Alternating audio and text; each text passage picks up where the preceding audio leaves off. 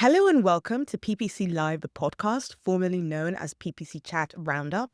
My name is Anu, the founder of PPC Live. And if you're used to hearing from PPC experts about how to ensure that we are keeping up with the ever-changing landscape, don't worry, you are still in the right place. But instead of relaying what the PPC experts are saying, I'm going to be bringing the PPC experts to you. Every week, I'm going to be speaking to a different PPC expert about the biggest F-ups that they have faced and how they've turned it around. We'll share about what was disappointing, what was surprising, and especially that they learned from it, ensuring that they continued their career in a very successful way.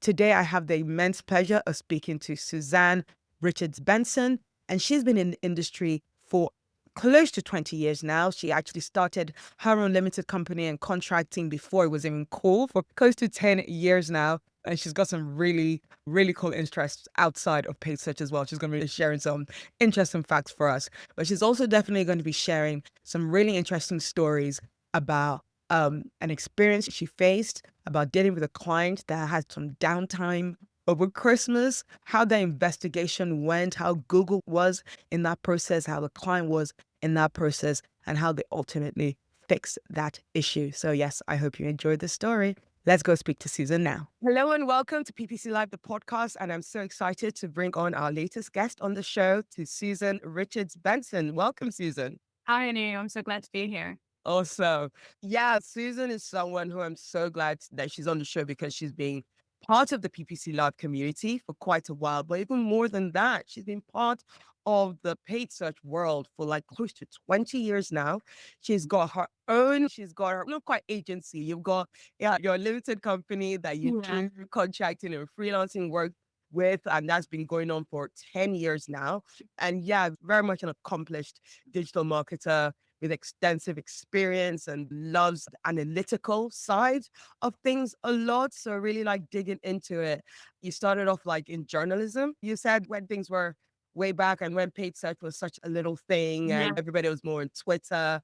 Yeah, tell us more about that, like literally how that switch from journalism to paid search work happened. Yeah. As you mentioned, I was trying to help the news agents I was working with establish their online presence. Mm. And so set them up on Twitter, and you get exposed to the world that way, started to understand how hashtags work, how audience building works. And through that, ended up working into Google Ads, basically looking to increase our brand exposure. And this was, I think it was even pre-AdWords days. We're talking really nascent platforms at the time.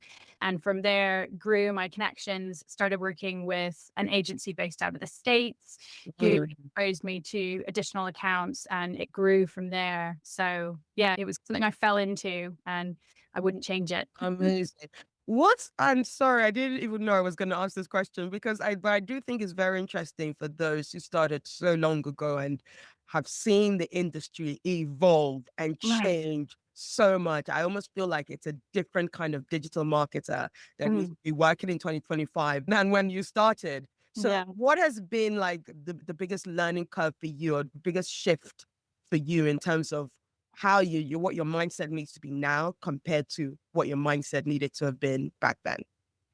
I think the biggest shift is when you first started out, it was all about keyword stuffing. It wasn't necessarily about the actual audience that you were targeting and about the ultimate conversion rate optimization and the end journey. And you could very much have siloed thinking. So you could focus Mm. entirely on to, say, Google Ads as a platform and put all your efforts into Google Ads. And as the digital space has evolved, I think the ability to silo your thinking has increasingly diminished. And Mm. you actually put yourself at a disadvantage now if you do silo yourself into, say, just Google Ads. You have to be able to take a more well rounded approach to understand how Google works with organic, works with social, and be able to interpret the analytics off the back of that.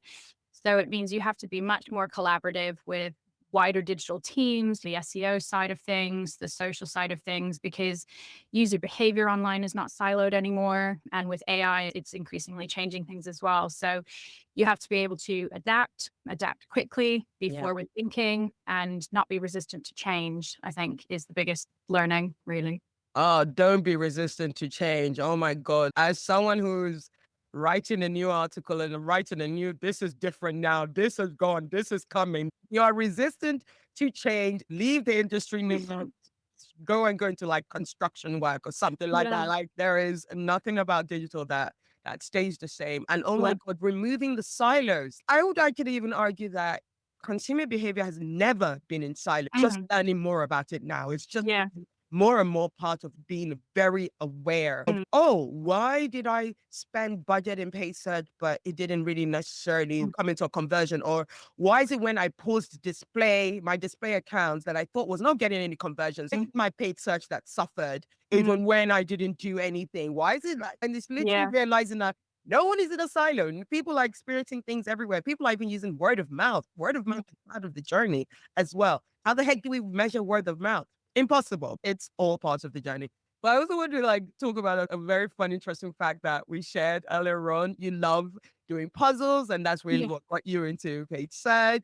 You love dirty documentaries, and you shared a really interesting fact about rainbows, and I'm going to ask you to share it again. When you're looking at a rainbow, if you're lucky enough to see a double rainbow, the double of the rainbow is inverse. So colors are backwards, which is not really something you'd notice. No, but we will all notice that now, from now on, and be thanks to you, Susan. And with London being, very rainy weather a lot, we will be seeing rainbows and we'll be thinking about you.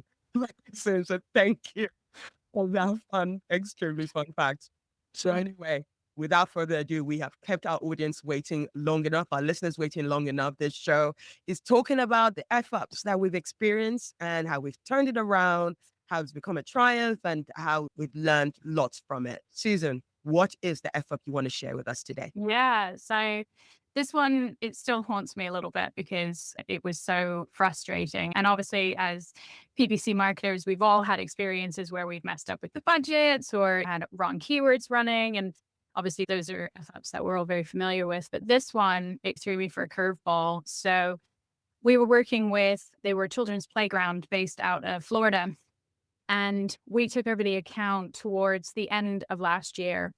And things were running fine for the first couple of weeks. And then out of nowhere, right around the Christmas period, our Google Ads account was suspended for circumventing circumstances. And that notification come through. Obviously, it's Christmas, so everybody's offline. You're hoping that the business itself is really busy at that time. And you think, oh my God, what am I going to do about this? So yeah, not good. Not good. Oh my God. So this was a time where what kind of business were they? Are you talking like e-com business or B2B business? No, so this was a B2C consumer business. They were an indoor children's playground, so very much focused on those bookings that are almost immediate when someone goes on to search, ultimately sees the location is within a couple miles of them and then goes to visit with their family. So being the holiday period, this is obviously a very busy time for them, and not having the Google Ads account running was extremely detrimental and cost them tens of thousands of dollars during the time that it was suspended, if you will. Oh gosh. All right. So let's tease out the story a bit more. Let's get into what happened. Who found the problem first? Who noticed that this had gone wrong? Yeah, so it was actually my team that noticed it. And the first thing you do, obviously, is you go in and you review and you think, what's caused the suspension? Is it something like, is there malware on the site? Is there masking on the site itself? Is there something going on with IP addresses? So the first thing you do is obviously what Google recommends, and you reach out to support to try and get a little bit more information as to what's happening. And we sent email after email to the support team, and they kept coming back basically with the same canned jargon information saying, you've circumvented systems, check for malware, check for this, check for that. So we were trying to coordinate with the developer of the business. But again, because it was Christmas, the developer was off. Oh my God. That whole long time for something to go wrong. I know. And in the meantime, the client had obviously noticed that the traffic had massively dropped off. So they were emailing us and texting us constantly saying, what are you doing about this? How are you fixing this? And we were sat there with our hands tied. There's really not much we can do. First of all, we need your developer to see, is there something wrong on the site? Is there something in the back end that's causing this flag for potentially malware or IP masking? Are ability to see that is really limited at the moment. We can only tell you what we're being told by Google, which unfortunately wasn't a whole lot. Not a lot. Okay. And what was like the emotional roller coaster that you were going through right now? Because I imagine Google not telling you, and maybe for a split second, you think to yourself, what have you done? How did you mess up? What was your reaction to, how did you keep your cool to ensure that you didn't go, oh, I'm just going to quit and give up on this? There were definitely, I'm not going to lie, there were definitely moments where I was like, I'm ready to throw in the towel on this. This is ridiculous. This is so stressful. But I think you have to remember that, at least from Google's perspective, it's not personal. Yeah. They are trying to protect their consumer base. The issue was obviously on our side. Something had gone wrong. So we had to get to the bottom of what the issue was and try not to take it personally, not take it as a reflection of we don't know what we're doing or we're terrible at our jobs. And at the same time, try and understand from the client's perspective, who were getting increasingly aggy and increasingly frustrated in their texts and emails. And you get to a point where you almost feel like you're on the back foot a little bit and you're trying to defend yourself. And at the same time, you don't know what you're defending yourself from. Yeah. Okay. So going to the crux of the big question that people are probably asking, who was at fault? So ultimately what ended up happening, and it took us a few months to figure this out, when we first identified the issue, obviously the first thing we turned to was, is it malware on the site? So the developer, once he was back from the holiday season, scanned the site, said nothing's wrong. So we resubmitted an appeal, came back again with circumventing systems. So by about mid-February, so at this point we're talking, it's been ongoing for almost 2 months, we got the client on a call. And we got her business partner on a call and said, we need you to do something for us because we've done everything on our side. We need you to check that there's not something that you've perhaps overlooked on your end. Can you please go to ads.google.com and log in and tell us what? And it turns out that the client had actually had a original Google Ads account that they had not told us about, that had been set up, was actually running in overlap with our campaign for a short period of time. And they had not closed or suspended the account when they moved over to our agency and started running ads with us. In hindsight, Google was totally justified in their suspension because the client had very clearly violated the T's and C's. And it's unfortunate that it took so long to actually establish that, despite repeatedly asking the client, are you sure you've never set up an account before? You sure you've never run campaigns before? And yeah, it was Oh God. nice. Oh, that's annoying. Yeah. So what are the signs? Did they give any indication that they were that kind of client? Like, what are there any signs we'd say that you missed looking back, that maybe you could have gone to that conversation earlier, or that was due diligence? Yeah. Yeah, I think in hindsight, there definitely were. So when we were onboarding the account, the client was always a little bit cagey about their previous data. And they would say it was who they were working with previously wasn't releasing the data to them.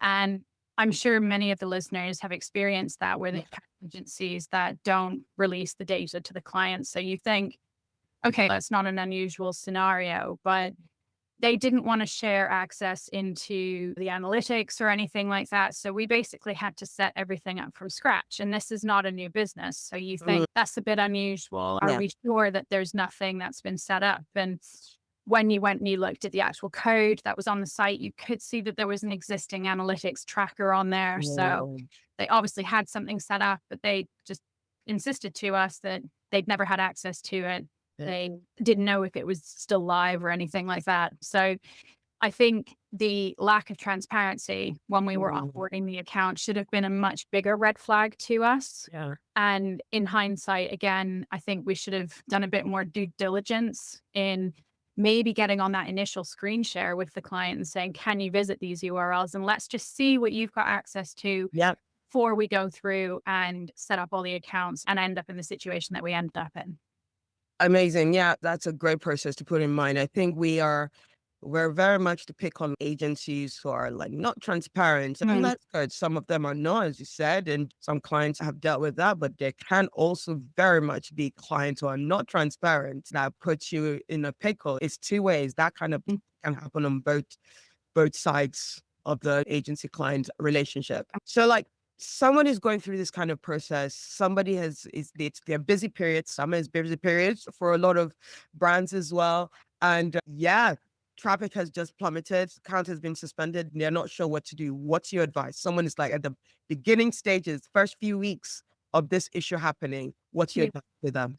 Definitely to start with is to reach out to Google support, obviously. And even though the information that we got back from them was pretty canned responses, it was still very relevant to the situation at hand. Looking back, I think first of all is obviously make sure that you've got those support cases rolling in. And then the next thing to do is keep a record of everything. Keep everything in writing. Make sure you've got what you've sent to the client, any communication that you've had with the client, anything like that. Make sure you've got a log of it so that you have not only a record of what your actions have been, but also you can try and use that to isolate the issue down to say, well, it's not this, it's not this, it's not this. Get people involved. It's not necessarily a burden that you can solve on your own. And ultimately try and be as forthcoming and transparent with your client as possible as to what you're seeing on your end. But equally, don't assume that the issue lies solely with you. Yeah, absolutely. And so how did that experience change your process? Because you later on in life, you've built your own limited company that you do your contracting work. Did that particular story make you go, okay, this is a process I need to put in place to ensure something like that doesn't happen? Yeah, obviously, one of the key things is to make sure if we're going into a holiday period that we have a point of contact, first of all, because I think in the instance where we were waiting, say, for example, for the developer to come back and see if there was malware on the site, we need to make sure that there is going to be someone on both the client side and our side who is able to pick up these issues if they do arise. Yeah.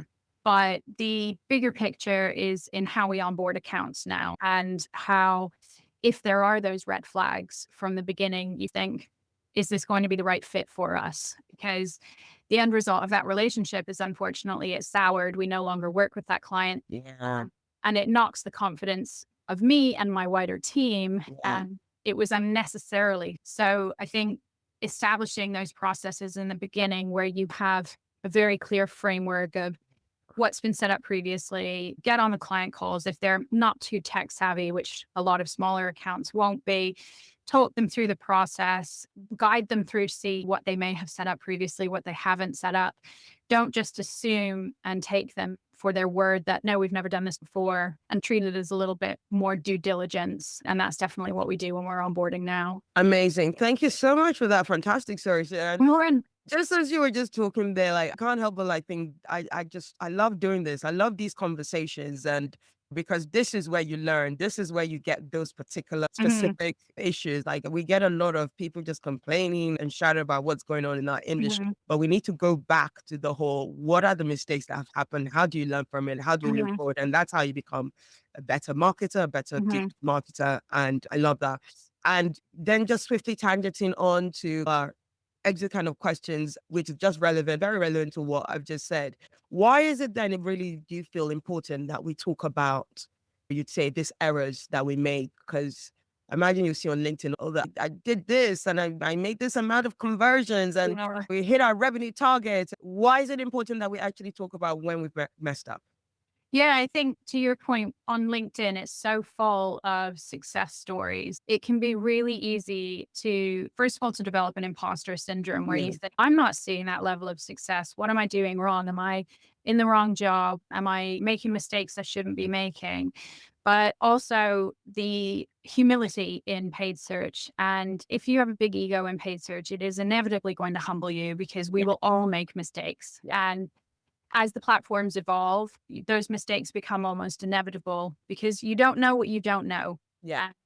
Until you make that mistake, then you can learn from it and move forward. So by sharing the mistakes within the community, it gives us all that opportunity to see the potential potholes that you may not be aware of. And instead you get focused on the noise of all the success. And I think it's wonderful to shout about your success, but it's equally important to be able to say, well, actually, these are the mistakes that I've made that led me to that success, and to see that full journey, because then it becomes really more of a journey itself rather than just a start point and an end destination of success. Yeah, absolutely. And what would you say is your advice to folks where I'm just thinking that, but I want to do so well in this job. And if I make a mistake, I might get fired. Is there a safe way to fail in digital marketing or to mess up in digital marketing? Or would you say it's always risky? What kind of mindset should people have if they feel like, okay, I might mess up?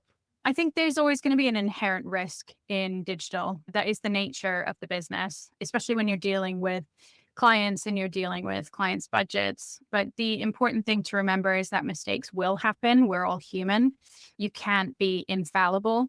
And when you do find a mistake, the most important thing is to own up to it, to understand why the mistake happened, to be totally open with the client and explain the implications. And 9 times out of 10, you'll actually find that your client or your boss or whoever it may be is actually very understanding of the Mhm. situation, especially if you go in with the ownership and processes to say, this is what happened. This is how it won't happen again in the future, and really lay that groundwork out like that. But the important thing to remember is that mistakes will happen. We're all human. So yeah, yeah, don't let it rattle your confidence.